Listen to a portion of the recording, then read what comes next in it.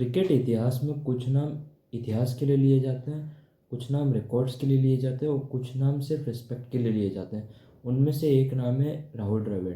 No flashy shots, no aggression, no drama, only dedication, discipline, determination. आज हम एक ऐसे इंसान की कहानी के बारे में जानने वाले हैं जो कि इंस्पिरेशनल है, जो कि मोटिवेशनल है। शायद इनकी कहानी सुन के आप मोटिवेट हुए लाइफ में कुछ। तो आज हम ऐसे एक इंसान की कहानी सुने जिसकी डिसिप्लिन ने इंडियन क्रिकेट को अलग ही ऊंचाइयों में पहुंचाया। तो राहुल राहुल द्रविड़ की बचपन की अगर हम बात करें, राहुल द्रविड़ का जन्म हुआ था 11 जनवरी 1973 को एमपी में। और उनके फादर एक मैन्युफैक्चर कंपनी में काम करते थे। इसी वजह से राहुल द्रविड़ को बचपन में भी उनको जैमी कह के, जैमी उनका निकनेम था, उनको कहा जाता था। बाद में उनकी फैमिली जो है बैंगलोर में शिफ्ट हो गई और उन्होंने अपनी क्रिकेट जर्नी बैंगलोर से स्टार्ट की, बैंगलोर के एकेडमी से स्टार्ट की। स्कूल टाइम से ही राहुल द्रविड़ जो है का फोकस था, बहुत क्लियर था। वो एग्रेसिव प्लेयर नहीं थे, वो डिफेंसिव प्लेयर थे। उनका डिफेंस बहुत सॉलिड था और उन्होंने एसटी जोसेफ कॉलेज से अपना ग्रेजुएशन किया। और उस कॉलेज से जो उनकी एकेडमिक्स भी स्ट्रांग हुई। एकेडमिक्स में भी वो अच्छे थे और वो क्रिकेट में भी अच्छे थे। तो ऑलराउंडर थे राहुल द्रविड़ एक तरह से लाइफ में, नॉट क्रिकेट में बट ऑलराउंडर थे। तो ये थी राहुल द्रविड़ की लाइफ जर्नी। इतनी मेहनत करने के बाद अब राहुल इतनी मेहनत करने के बाद अब राहुल द्रविड़ का सिलेक्शन फाइनली रणजी ट्रॉफी में हो गया। और उन्होंने रणजी ट्रॉफी में 42 की एवरेज से अपने पूरे करियर में रन बनाए। और सबसे खास बात ये थी उनके इस करियर में कि वो बॉलर्स को फ्रस्ट्रेट करते थे अपने पेशेंस से, अपने शॉट से, अपने मतलब ग्रिड से, अपने डिटर्मिनेशन से। तो उनका डोमेस्टिक में एवरेज ही बताता है कि वो कितने फोकस थे, कितने मतलब डिटरमाइंड थे कि उनको इंडिया के लिए खेलना। और फाइनली वो दौर आ गया, वो टाइम आ गया। 1996 में उनको इंडिया का कॉल अप आया और डेब्यू मैच में ही उन्होंने 95 रन बना दिए। और वो भी 95 रन कितने कितने के एवरेज से, एवरेज से नहीं, 95 रन बने। तो 95 रन इंपॉर्टेंट थे और जिस पेशेंस के साथ रन है। हालांकि 5 रन शतक से मिस हो गए बट राहुल द्रविड़ ने अपना अराइवल अनाउंस कर दिया कि I am here to rule, I am here to frustrate the bowlers, I am here to play test cricket. और राहुल द्रविड़ मेनली टेस्ट और ओडीआई के बल्लेबाज थे बट उस समय पे टी20 क्रिकेट आया नहीं था, इतना इवॉल्व नहीं हुआ था। तो उस समय दो ही फॉर्मेट चलते थे गाइज, एक तो टेस्ट क्रिकेट, एक तो ओडीआई फॉर्मेट, ठीक है। यहीं से एक लेजेंड की एंट्री हुई। कॉम्पिटिशन हाई था बट सिलेक्टर्स ने प्रेफर किया राहुल द्रविड़ को। और वो बॉलर्स को फ्रस्ट्रेट करते थे। और यहीं से एक लेजेंड की एंट्री हुई और राहुल द्रविड़ ने दिखाया।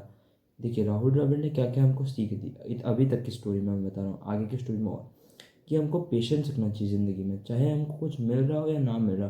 बट हम अगर धैर्यवान रहे, अपने काम को करते रहे, अपना मेहनत करते रहे, अपना संघर्ष अपना ज़िंदगी का डेली उससे लड़ते रहे, तो हमको सफलता ज़रूर मिलती है। यही राहुल द्रविड़ की कहानी से, इस कहानी से हमें सीख मिलती है कि आप मेहनत करते जाइए, परिश्रम करते जाइए, फल ज़रूर मिलेगा आपको।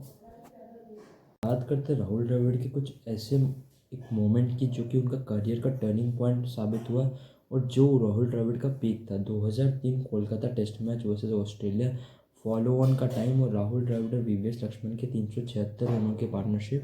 और उसने जीत दिखाया कि Rahul Dravid is here, Rahul Dravid is here to frustrate Australia and to fight with Australia. और उसमें राहुल द्रविड़ ने ओवरसीज़ में, अगर आप देखा जाए, राहुल द्रविड़ का रिकॉर्ड काफ़ी अच्छा है। चाहे आप इंग्लैंड के अगेंस्ट लीजिए, Australia, New Zealand, England, New Zealand, Australia, नहीं, सेना कंट्री, साउथ अफ्रीका, हर जगह राहुल द्रविड़ ने अपना जलवा दिखाया। और यही राहुल द्रविड़ की करियर की सबसे बड़ी हाईलाइट है। भले उनके नाम ज़्यादा आईसीसी ट्रॉफीज़ नहीं है, एक या दो ही ICC trophies, I think, not sure, but चाहे चैम्पियंस ट्रॉफी एक जीती है। आईसीसी ट्रॉफी से आप डिटरमाइन नहीं कर सकते कि प्लेयर का कैरेक्टर क्या है। उन्होंने कैरेक्टर दिखाया था वो ऑस्ट्रेलिया वाले मैच में। उनको क्रैम्प्स आए, जो भी आए, बट देश के लिए उन्होंने लड़ा और प्रोसेस पे उन्होंने फोकस किया। मैंने हमेशा राहुल भाई की एक आदत देखी, वो हमेशा प्रोसेस पे फोकस करते कि प्रोसेस चीज़ों का अगर सही हो तो अपने आप ही चीज़ें सही होती है। और यही हमको लाइफ भी सिखाती है कि अगर प्रोसेस सही होगा तो अपने आप ही चीज़ें हमारे लिए, हमारे हित में जाएगी। तो ये थी राहुल द्रविड़ की एक टर्निंग पॉइंट अपने लाइफ की। बात करते हैं राहुल द्रविड़ के ओडीआई करियर की। ओडीआई करियर की हमने बात नहीं की, तो ओडीआई में भी उन्होंने काफ़ी अच्छा किया है। 344 मैचेस, 10,879 रन, 40 का एवरेज, 71 का स्ट्राइक रेट, 12 शतक, 50 मतलब 50 की अगर बात करूँ तो 83 टू 50 है, 196 कैचेज़ है। तो ओडीआई में भी उनका काफ़ी अच्छा रिकॉर्ड रहा है।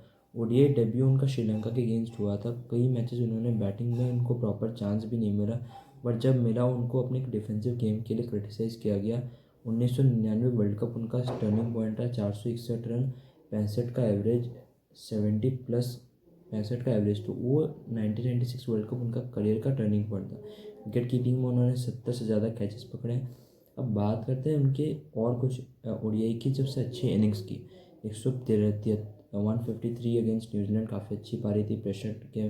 145 श्रीलंका के अगेंस्ट वर्ल्ड कप में 1996। हालांकि वो वर्ल्ड कप इंडिया जीत नहीं पाए, बट अगेन राहुल द्रविड़ ने अपना पूरा रोल दिखाया। 107 बनाया उन्होंने किसके न्यूजीलैंड 107, हाँ मुझे याद नहीं आ रहा इतनी। 107 न्यूजीलैंड के अगेंस्ट ही बनाए थे। न्यूजीलैंड के अगेंस्ट नहीं तो हाँ न्यूजीलैंड ने पाकिस्तान, हाँ पाकिस्तान, ठीक, पाकिस्तान के अगेंस्ट 107 बना। तो उन्होंने काफ़ी अच्छा किया है ओडीआई में। तो ओडीआई में उनका कोई सानी नहीं है। ओडीआई में भी उन्होंने 10,000 से ज़्यादा रन, मुझे एक नाम 10 से 15 नाम से ज़्यादा गिना दिए जो इंडिया के लिए बना है। तो उनको आई थिंक क्रिटिसाइज नहीं करना चाहिए ओडीआई में। उन्होंने ओडीआई में भी अपनी तरफ से 40 की एवरेज, नियरली 40 का एवरेज, 39.893। तो उनको ओडीआई में क्रिटिसाइज आई थिंक नहीं किया जाना चाहिए था। बट आज के ज़माने में अगर राहुल द्रविड़ खेलते तो आई थिंक उनका क्रिटिसिज्म, और शायद राहुल द्रविड़ ने एक और चीज़ सिखाई है, जो भी प्लेयर्स जो भी देखते हैं वीडियो को अगर देख रहे हैं तो उन्होंने सबसे बड़ी चीज़ सिखाई कि सोशल मीडिया से जितना दूर रहा जाए प्लेयर्स के लिए उतना बेनिफिशियल है। तो आई थिंक उस समय सोशल मीडिया नहीं थी तो उतना प्लेयर्स को फ़र्क नहीं पड़ता था, बट आज के प्लेयर्स का मेरा मानना है सोशल मीडिया से काफ़ी ज़्यादा इन्फ्लुएंस होते हैं। इस पर आपकी क्या राय है, आप कमेंट में ज़रूर बताइएगा, ठीक है।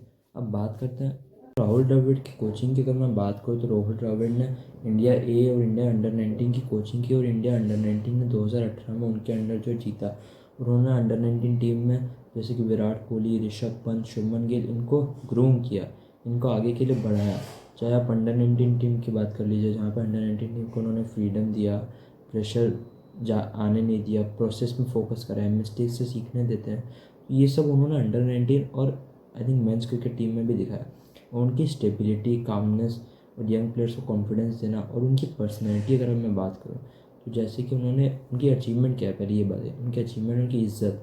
और उन्होंने जिस तरीके से 2018 के अंडर 19 को जिताया, टीम को जिताया, 2024 का T20 वर्ल्ड कप जिस तरीके से रोहित शर्मा भी राहुल द्रविड़ की तारीफ़ करते हैं एज अ पर्सन, जिस तरीके से वो अपने आप को कंडक्ट करते हैं, no controversy, nothing, no aggression, only respect for Rahul Dravid. तो इस तरीके से राहुल द्रविड़ ने अपना जौहर दिखाया। और राहुल द्रविड़ ने आई थिंक यंग प्लेयर जैसे कि पंत, उनको सिखाया कि डिसिप्लिन में किस तरीके से खेलना है, किस तरीके से अपने एक्शंस, सब कुछ सिखाया राहुल द्रविड़ ने। आई थिंक राहुल द्रविड़ की लेगेसी को कोई भी इंडियन क्रिकेट में आगे इतना अच्छे तरीके से तो नहीं लेकर पाएगा। चाहे वाइट बॉल क्रिकेट में जिस तरीके से रोहित 2025 की चैंपियंस ट्रॉफी की अगर बात कर लीजिए, क्या आपको लगता है इसमें गंभीर का था? इसमें राहुल द्रविड़ का भी हाथ है। जिस तरीके से उन्होंने प्लेयर्स को सिखाया, ग्रूम किया, कि 2023 का वर्ल्ड कप हार, बट उस हार के पीछे इंडियन टीम की आग, उसको राहुल द्रविड़ ने बरकरार रखा। तो ये थी राहुल द्रविड़ की कहानी। कैसी लगी, और वीडियो ख़त्म होने से पहले क्या क्या हमने सीखा इस कहानी से? इस कहानी से हमने सीखा पेशेंस ज़रूरी है, डिसिप्लिन ज़रूरी है, कंसिस्टेंसी ज़रूरी है ज़िंदगी में। ये 3 चीज़ अगर आपके पास है तो आपको ज़िंदगी में सक्सेसफुल होने से कोई नहीं रोक सकता। Patience, discipline, consistency. क्योंकि discipline is permanent and motivation is temporary. हमेशा मेरी एक बात याद रखिएगा। बाकी आज की वीडियो को यहीं ख़त्म करते हैं। वीडियो कैसा लगा कमेंट में ज़रूर बताइएगा। अच्छा लगा तो वीडियो को लाइक ज़रूर से करिएगा, चैनल को सब्सक्राइब जरूर से कर दीजिएगा।